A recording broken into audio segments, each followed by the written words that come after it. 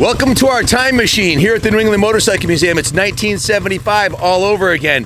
This is an absolutely pristine, 100% original, 2,777 miles, 777, lucky sevens, collector machine that we got from the Perron collection. Unfortunately, Mr. Perron recently passed away, and his entire collection, 3 of the 8 that he had, were all museum quality pieces that were sold. Junior knows his brother. His brother called up when he passed away, and we ended up buying the whole collection. He needed to sell it because nobody in his family was into motorcycles. But this bike right here was one of his favorites.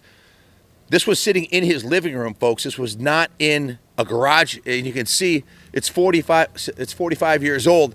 And the chrome on it, on the front fender, is absolutely beautiful. The chrome on the forks, the original paint.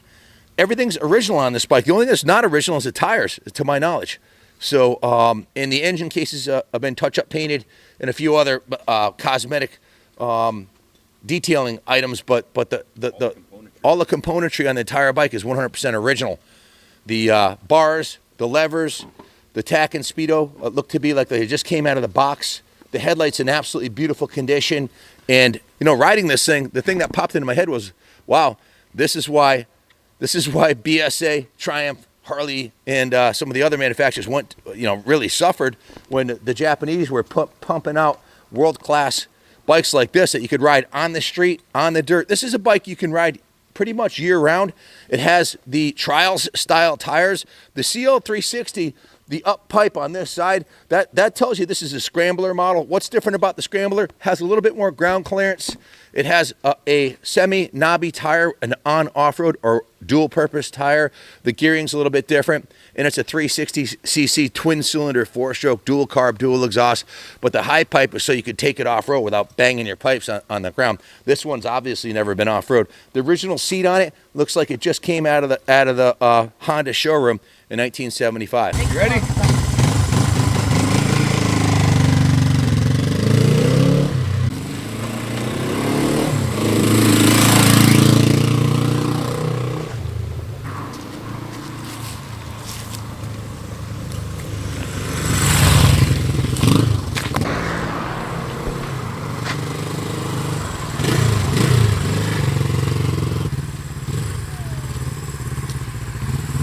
Try this on your Harley, fat boy.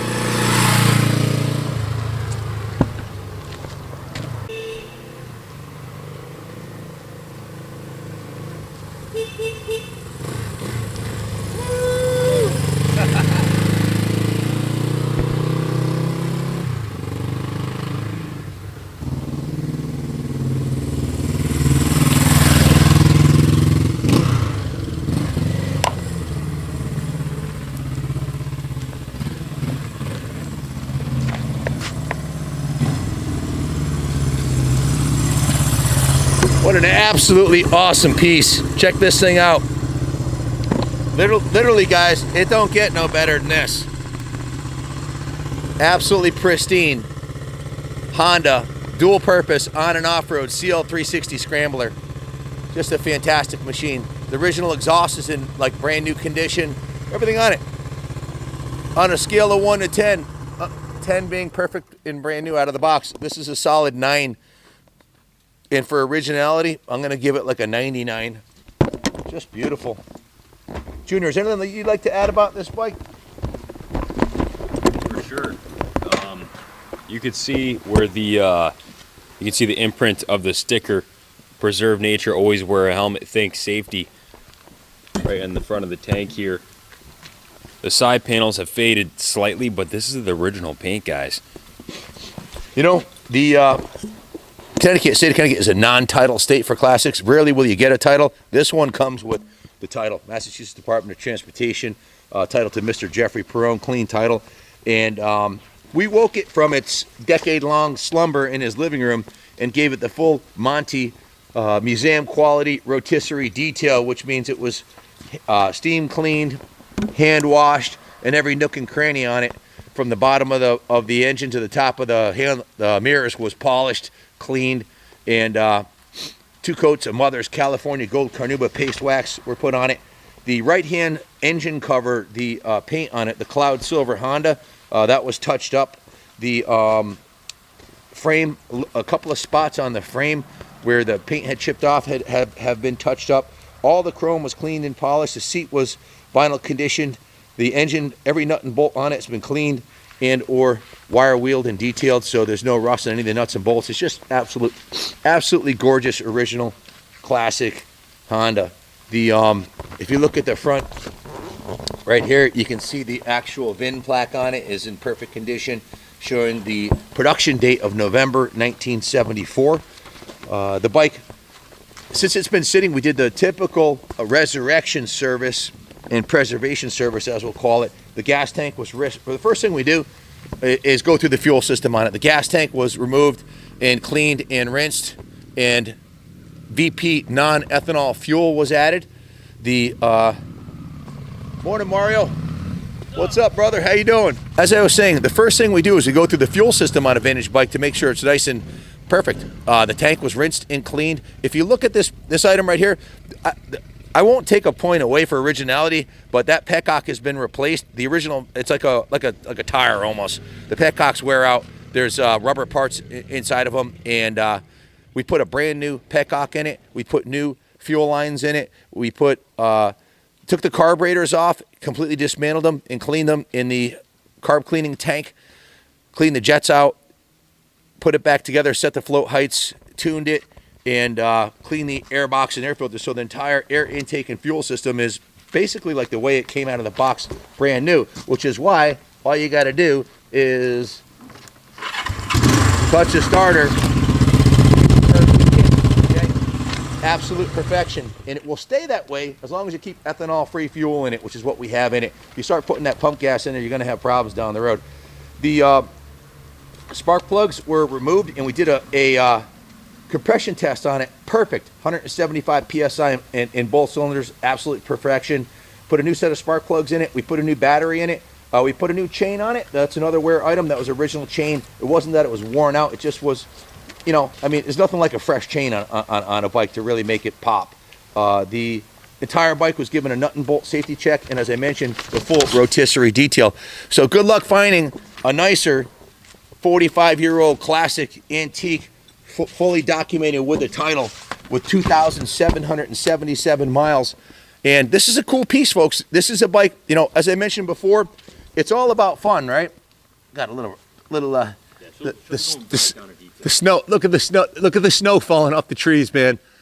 You know, New England's awesome. It's you know, we have the 4 seasons here, and it's not that cold. You put a jacket on, the air is so crisp here. It's incredible. I wish you can smell it, just the snow and the leaves falling. It's just a beautiful time of year here. So back to this bike. This thing, the tires on it, if you look, they're absolutely brand new. They've got less than 10 miles on them. It's got a brand new battery. It's been totally gone through. Every light switch, everything on it is pure perfection. It's like buying a brand new 45-year-old bike. Now, if you buy a brand new 350 or a 400, you're going to spend about $8,000, right? And as soon as you roll it out of the shop, it's going to be worth $5,000. You're going to lose like $2,000. You buy this bike, and it's going up in value every year. It's Honda quality. Parts are still available. If you're looking to get into collecting motorcycles without spending a fortune on it, and if you want to, if you're self-employed, the IRS actually recognizes vintage motorcycles as part of your 401k or single employee pension plan. Talk to your accountant. You can purchase a vintage motorcycle tax-free. If you, let's say you made $100,000 in your business this year, you spend $10,000 on vintage bikes. Now you've made $90,000 as long as they go into your 401k.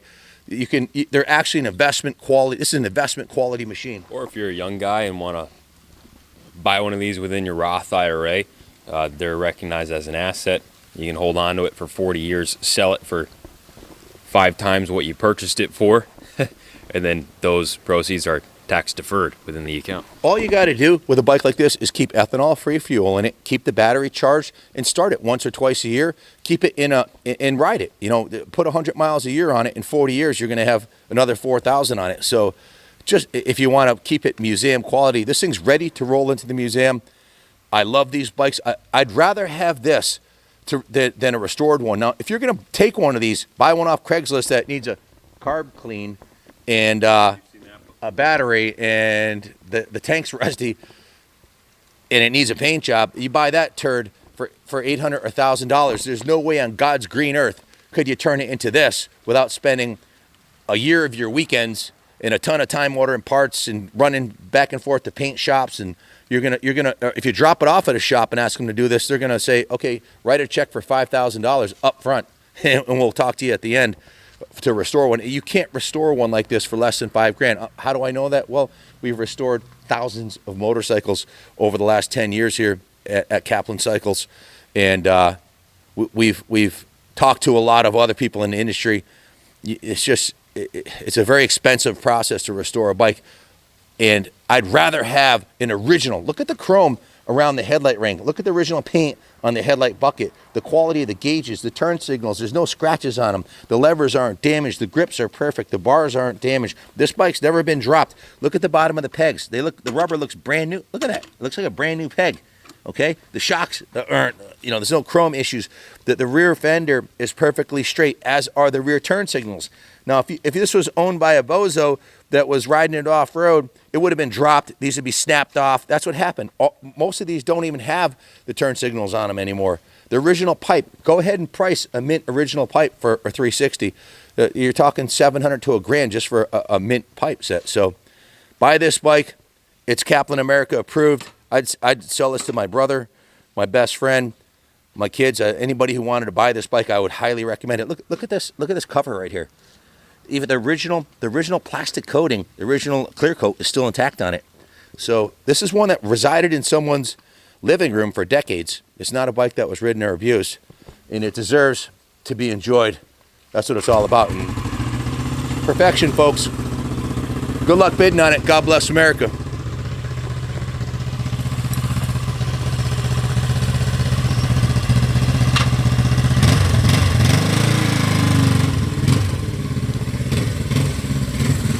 Listen to that exhaust note. I don't know if the camera will pick up how good this thing really does sound.